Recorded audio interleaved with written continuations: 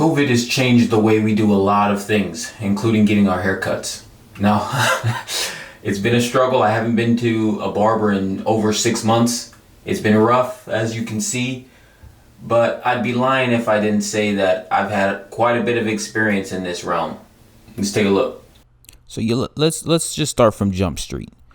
Look at this handsome young man right here. You see that haircut? That was done in my room by my mom. Probably hadn't had a haircut, honestly, for 3, 4, 5 weeks before this picture. I just show you this to show you that photo shoot haircuts was not a big part of my family. We got haircuts when you needed it, and obviously I didn't need it for this picture. Pause real quick. I was trying to make a gangster face in this picture and things went wrong. The guy didn't tell me when he was gonna shoot, so we ended up looking like this. Now, before you go ahead and straight try to dog my mom, look at this John, bro. I wasn't always looking torn up. My mom had, she could whip it up when she wanted to. This is my prom over here. Forgive my messy edit. Y'all see I'm trying to use the Photoshop, trying to protect the identities of the innocent out here. But yeah, it wasn't always bad. Now, I spent a portion of my life living in the Pacific, in some areas that were really, really rough to find barbers in. This is one of them. Now, my first couple of months in Fiji, I brought hair clippers, Walls, brand new, Wall Pros. Brought them with me to cut up my own hair. I've done it a few times. I even gave myself a pretty mean fade when I was in college, so I thought I would be straight.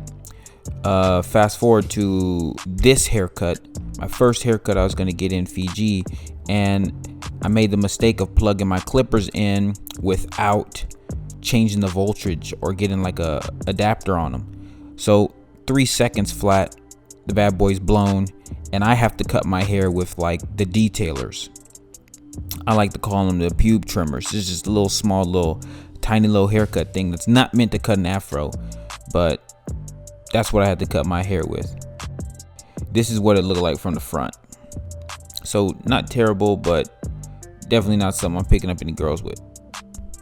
Hey yo, but remember, your boy is always honest, so I'm gonna keep it straight with you. I'm gonna keep it 100. I did not look a hot mess my whole time I was in the Pacific. I did sometimes look like this. You see this clean ass fade?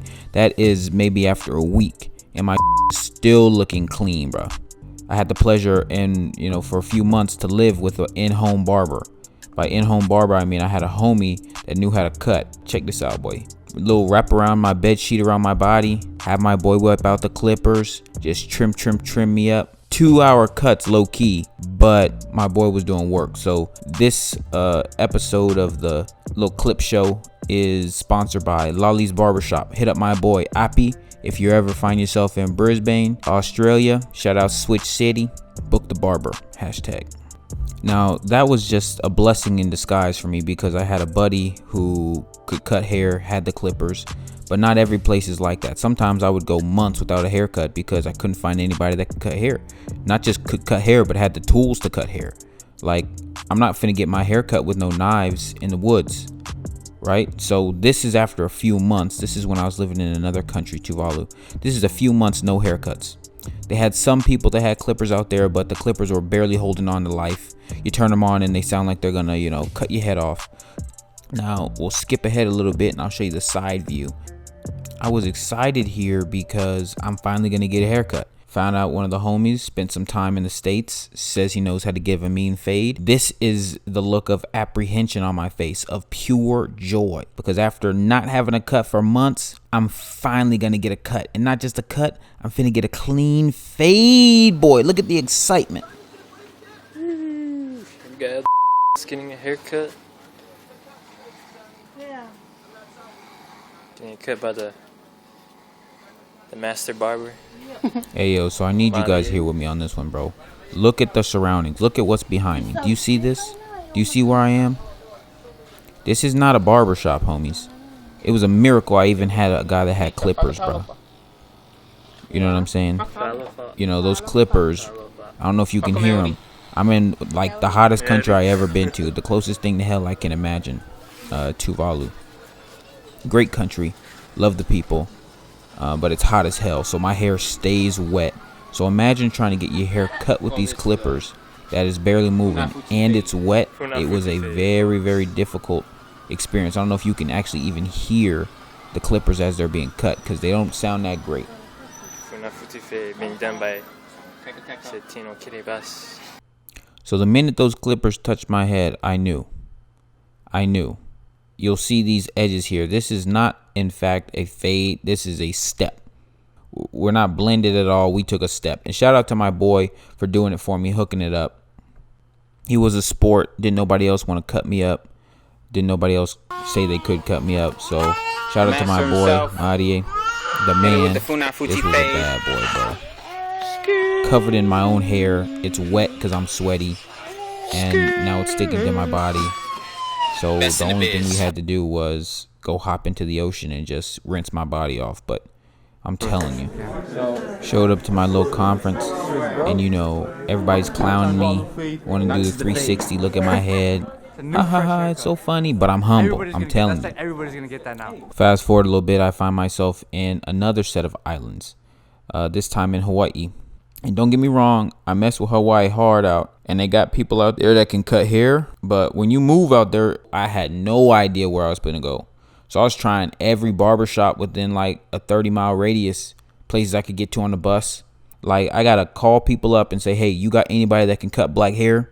Do you have a black barber or anything like that? And sometimes they would just, I'd appreciate it when they would just say no, because I don't gotta waste my time.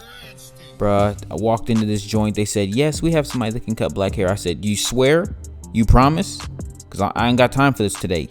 She said, yeah, we got somebody. I was like, where's she from? She says, she's from Chicago. I was like, oh shit, Chicago? Bet. In come this sweet little white lady. She nice.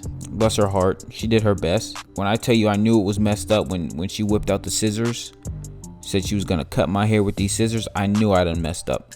I knew something was wrong. Blend me with scissors and a comb. I was like, ugh, thing. And she was just like, couldn't get it. And I was like, yeah, just give me the clippers. I took the clippers out of her head and cut my own hair, bro. Have you ever had to cut your own hair in a barbershop? Right. This next episode transpires in the Middle East. So I hopped over to live in Jerusalem for a little bit. Same thing happening as it happened in Hawaii. And bro, you look at this.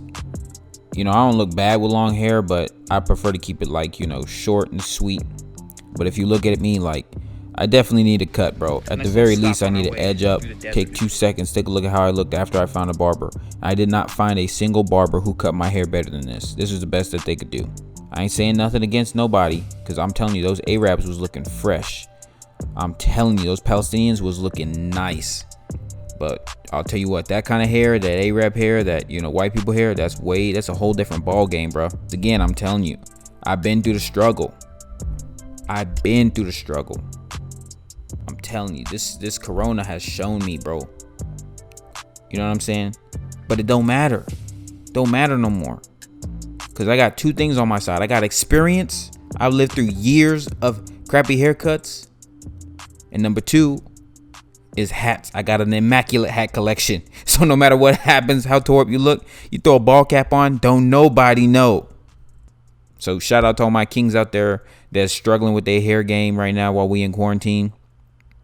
I'm gonna pray for you.